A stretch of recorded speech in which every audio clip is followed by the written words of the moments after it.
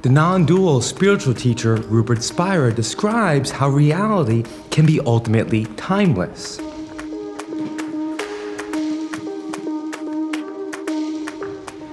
He gives a metaphor of a novel that's completely written on paper. We can only read it page by page as the story seems to unfold before us. This is like the apparent flow of time.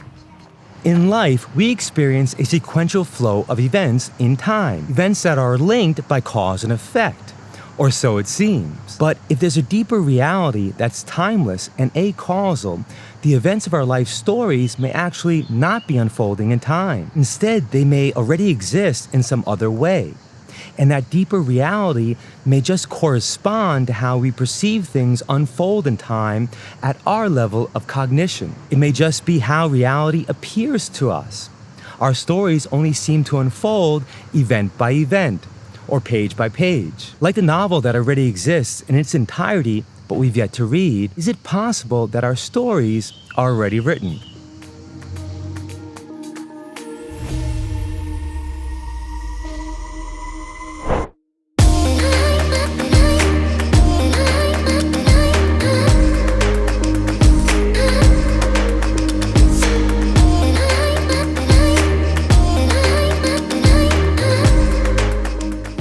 Just the man I want to see. Come here for a second. You're exactly the guy I wanted to see. Let me tell you why.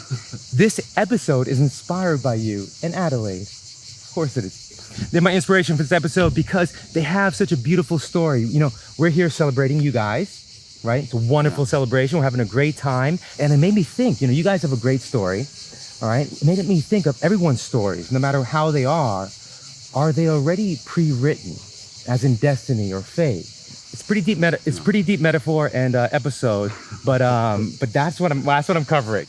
At a deeper reality, there may actually be no space, time, or cause and effect. It may be a timeless, acausal reality that gets projected into space-time as we perceive and think about it with our cognitive apparatus. At least that's how idealist thinkers like Donald Hoffman and Bernardo Kastrup might describe it. Bernardo also gives a metaphor of his own with a database of student records. He describes a more fundamental reality behind the illusion of space-time, underlying processes that are linked by meaning. He gives the example of a hypothetical database of student records. Students with similar aptitudes and dispositions are linked together in a database to help with class formation. Now, these student records may be physically stored as paper files in a box or as files on a computer, but their value lies behind their spatiotemporal existence. Their usefulness is in the meaning of the records, and how the records are associated with one another and what they mean in terms of compatible aptitudes. The physical existence of the records merely reflects their meaning. Bernardo suggests that the reality behind space-time may be just like this, a database of natural and spontaneous links of meaning, like how mathematical equations associate variables based on their meaning.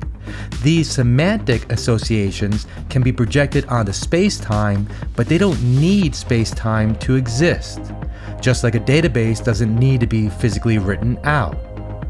And meaning is an intrinsically mental phenomenon. Prior to space-time extension, the universe may be, as Bernardo writes, a web of semantic associations in a field of spontaneous natural mentation. For mind is the only ontic substrate we know of that isn't indisputably extended. So beyond space-time, the reality of the universe may already be so-called written in a complete pattern of semantic associations. The answer to our stories being pre-written may be both yes and no. No, our stories are not written already in our normal, ordinary way of conceiving reality. We think in terms of spatio-temporal extension, and the future hasn't yet happened from our perspective. But it is fully written from the perspective of ultimate reality, a reality prior to space-time.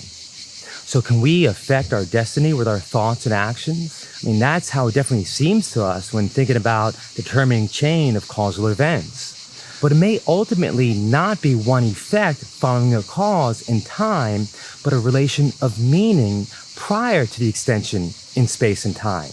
At least that's how Bernardo would describe it. Alan Watts gives a metaphor to show how this can be. He describes a cat passing by behind a wooden fence with a narrow slit in it. When looking through the slit, we would notice the cat's head first, followed by the tail. This happens predictably every time the cat appears. And we could then say that since the tail comes after the head causes the tail. But there's actually no causal relation.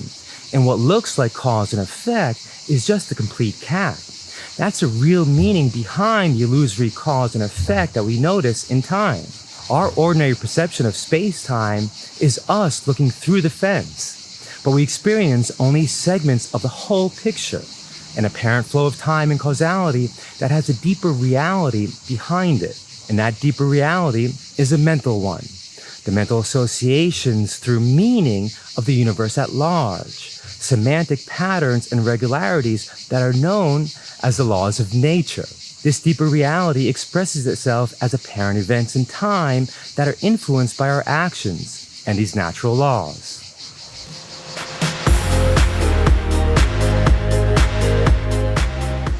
From our perspective, that does look like our ability to affect change through action, or if you believe in the law of attraction, to even affect change with the power of our thoughts. If things are ultimately connected by meaning, the whole premise of like seeming to attract like may be even more plausible.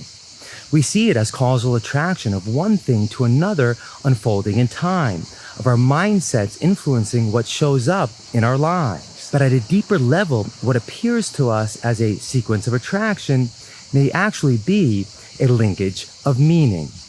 And that concept works for me. Like and comment if this resonated with you, and subscribe below to follow me on my journey. See you next time.